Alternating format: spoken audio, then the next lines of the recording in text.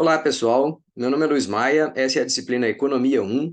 Nós estamos no momento de retomada da disciplina, depois do recesso, Natal, Ano Novo, e eu resolvi iniciar as nossas atividades gravando esse vídeo aqui, fazendo uma rápida correção da avaliação que vocês fizeram alguns dias antes do Natal, antes da gente interromper as atividades no ano de 2023.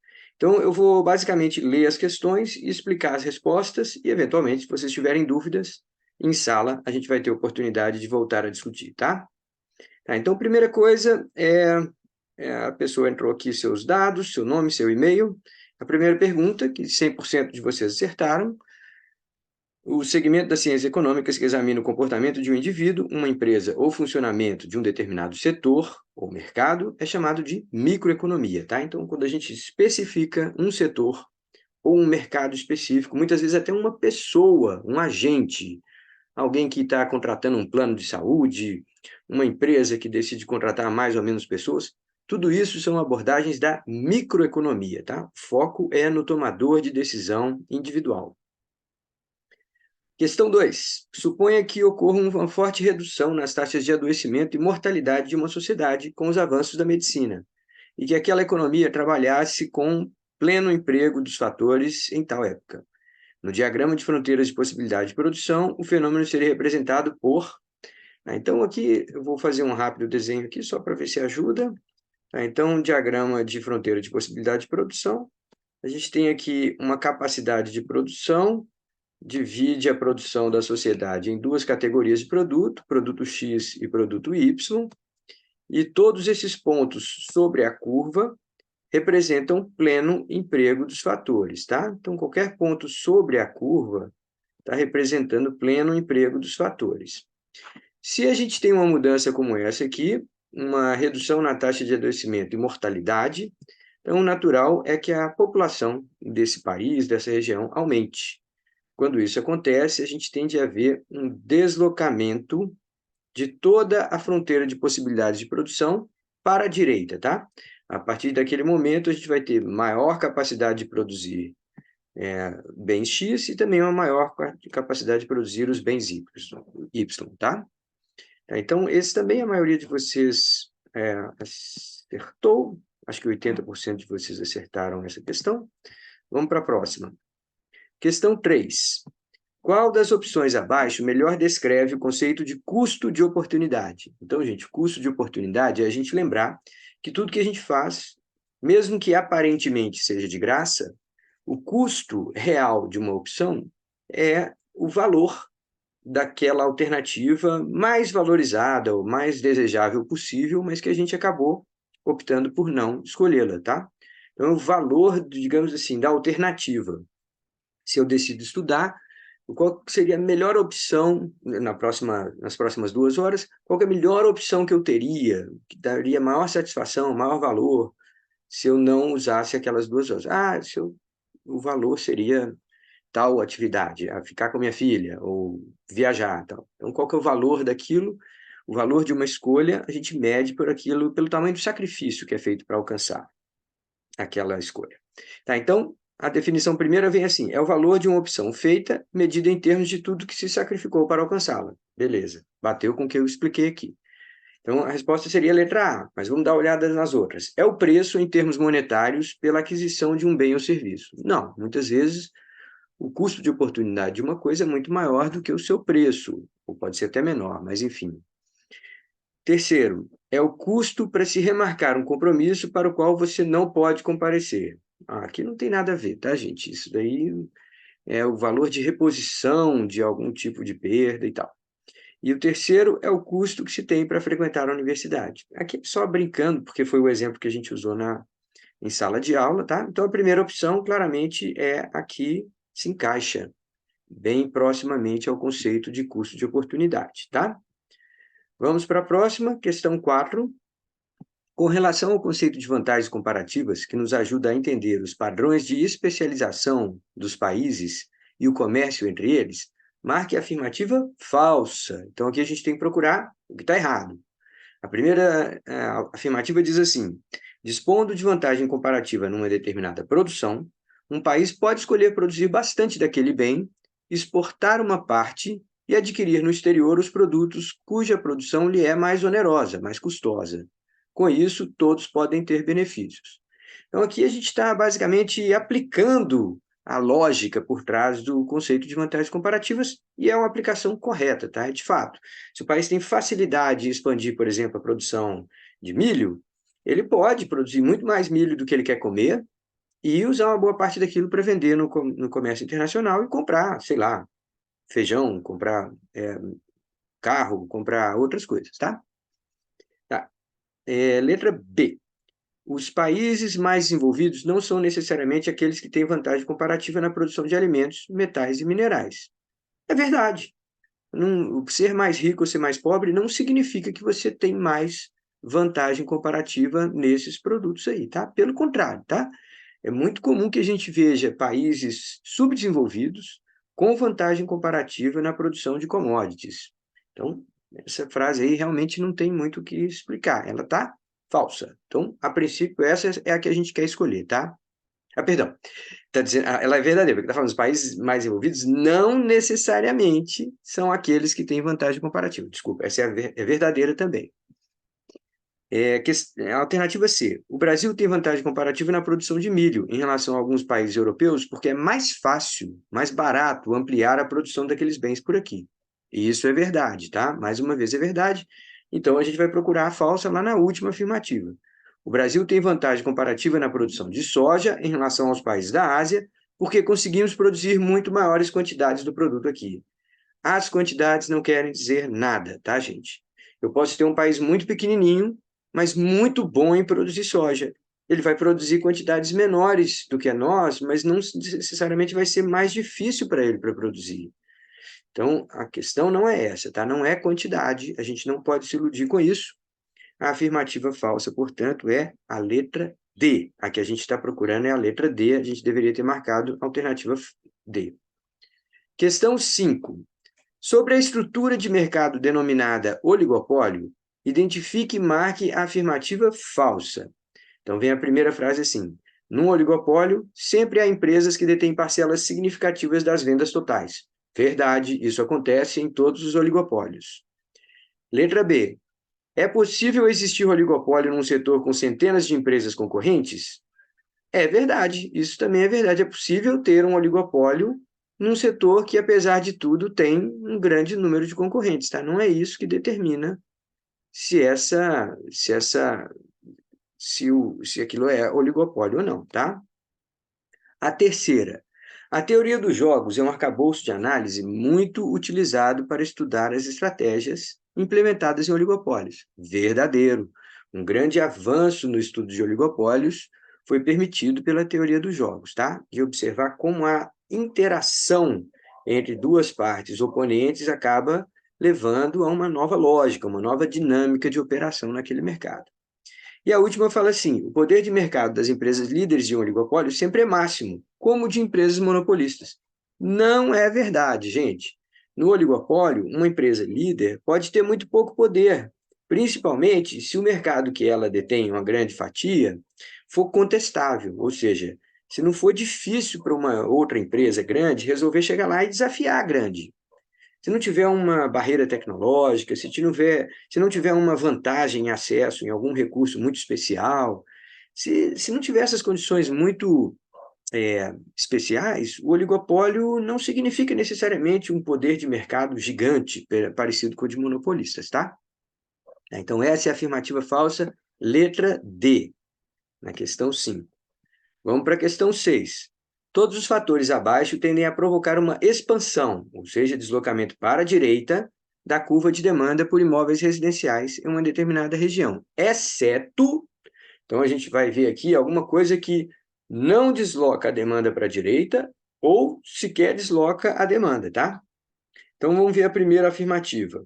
Uma redução no número de construtoras de imóveis residenciais. Opa! Quem constrói imóveis residenciais é a curva da oferta, é a parte da produção, da disponibilização daquele produto. Não tem nada a ver com a curva de demanda. Então, de cara aqui, ó, a primeira, letra A, já está dizendo uma coisa que não vai deslocar a curva de demanda para a direita. Mas só para conferir, vamos ver as outras alternativas. Um aumento nos preços de aluguéis residenciais, que é um bem substituto. Ora, se você tem a opção de comprar ou de alugar, o aluguel está ficando mais caro, mais gente quer comprar. Então, isso aumentaria a demanda para compra, né, para aquisição de imóveis residenciais. Então, é um deslocamento da demanda para a direita. A terceira, um aumento na renda das famílias daquela região. Essa é óbvia. Quando aumenta a renda de um determinado grupo, a tendência é que ele desloque para a direita a demanda para todos os produtos considerados normais, né? Com mais renda, a gente tende a comprar mais. E, por último, uma redução no custo dos empréstimos, que são contratados junto com as compras dos imóveis, ou seja, bem complementar. Quando a gente compra um imóvel, a gente está contratando duas coisas: a compra mesmo do imóvel e a aquisição de um financiamento. Então, essas duas coisas andam juntas, elas são complementares. Se uma fica mais barato, a gente compra mais dos dois. Então, se o custo dos empréstimos cai, como, por exemplo, está caindo agora, nesse ano de 2024, a gente pode esperar uma maior demanda por imóveis residenciais, um crescimento, um deslocamento da demanda por imóveis residenciais para a direita, tá? Então, mais uma vez, aqui a resposta vai ser letra A, porque aquilo ali não tem nada a ver com demanda. Ali é condição de oferta. Redução no número de construtores de imóveis residenciais são os agentes que ofertam aquele produto no mercado, e não tem nada a ver com a demanda. Questão 7. Todos os fatores abaixo tenderão a elevar o preço de equilíbrio dos automóveis no Brasil, exceto... Então, vamos ver o que vai aumentar o preço de equilíbrio dos automóveis. Aqui, eu acho que vale a pena a gente desenhar, mais uma vez, um diagraminha de demanda e oferta. Então, vou fazer aqui, como vocês já estão cansados de observar, sempre no eixo vertical a gente coloca preços, sempre no eixo horizontal a gente coloca quantidades, tá? Então, aqui a gente vai colocar uma curva de oferta, que ela é inclinada para a direita sempre, e uma curva de demanda, que é inclinada para a esquerda sempre, tá? Então, agora vamos ver a primeira. Isso aqui é o mercado de automóveis. A primeira afirmativa diz assim: uma nova regulamentação dispensando as fábricas de instalarem filtros de última geração para reduzir a emissão de poluentes. Se você tirou um ônus da fábrica, o custo de produção tende a cair. Se o custo de produção tende a cair, a gente tende a ver um deslocamento da oferta para a direita. Ficou mais fácil para a empresa produzir. Então, a gente tenderia a ver isso aqui, ó. Se agora uma regulação nova tira uma obrigação da fábrica de automóveis, de modo que a fábrica de automóveis tem um custo a menos, se isso acontecer, a oferta tende a se deslocar para a direita. E isso faria reduzir o preço. Como eu sei que vai reduzir o preço de automóvel? Ora, antes eu estava nesse equilíbrio aqui, agora eu estou nesse equilíbrio aqui embaixo. Então, reduziu. Mas a pergunta lá em cima está falando assim: todos os fatores abaixo tenderão a elevar o preço de equilíbrio dos automóveis, exceto, opa, está aí, um que não vai elevar o preço de equilíbrio dos automóveis. Então, se houve uma desoneração da fábrica, né, ela tem um custo menor, a oferta daquele setor tende a se deslocar para a direita, ou seja, expansão da oferta, e isso faz com que mais produtos estejam disponíveis, há uma pressão para os preços caírem. Então, já entendemos que esse daí é a exceção, né, que não vai fazer o preço subir. Só para completar, vamos ver os outros. Um aumento generalizado do nível de renda da população. Ora, isso deslocaria a curva de demanda para a direita. Se a curva de demanda se desloca para a direita, a tendência é que os preços subam. A proibição de certos materiais plásticos usados nas partes internas do automóvel, que foram considerados tóxicos, precisando ser substituídos por materiais mais caros. Mais custo para a empresa. Vai ser o contrário lá da primeira frase. Se é mais custo para a empresa, a oferta se desloca para a esquerda. E aí o encontro da oferta com a demanda vai se dar num ponto mais alto, portanto, de preço mais alto. E, por fim, uma queda na taxa de juros aplicada no financiamento para clientes compradores. Opa, se toda vez que eu vou comprar o carro, eu também compro um financiamento junto, um desses produtos ficou mais barato, eu compro mais dos dois. Mais uma vez, um deslocamento da demanda para a direita. E aí eu tendo, mais uma vez, a elevar o preço de automóvel, tá? Então, a resposta certa nesse caso é a letra A, porque não faz o preço do automóvel subir. Se você tirou um custo da fábrica, ela expande a oferta e, com isso, o preço tende a cair e não a subir, tá certo? Muito bem, vamos para a questão 8 agora. Como gerente de uma loja, você se depara com duas opções para tentar ampliar o faturamento da loja. Realizar uma promoção e vender os produtos 20% mais baratos ou elevar gradualmente os preços em 20%. Sabendo que a elasticidade de preço da demanda pelos produtos da loja é de menos 0,5, você deveria... Ora, pessoal, aqui a gente só precisa entender qual que é a fórmula, né, do que é a elasticidade preço da demanda. A gente está falando aqui, ó, sabendo que a elasticidade de preço da demanda. Então, eu coloco εp, né, que é a elasticidade de preço. Que fórmula que é essa? É variação percentual de quantidade, um pouquinho o quê? Sempre variação percentual de quantidade no numerador, sobre variação percentual, nesse caso, de preço, né? Então, eu vou pôr aqui preço. Tá, se o resultado dessa conta está dando menos meio, né? Menos 1 sobre 2, o que eu estou dizendo, gente? Eu posso simplesmente passar um desses termos para o lado de cá, o outro para o lado de lá. Ou seja, a variação de preço vai ser em direção contrária, mas vai ser variação de preço, a variação de quantidade vai ser metade da variação de preço, né?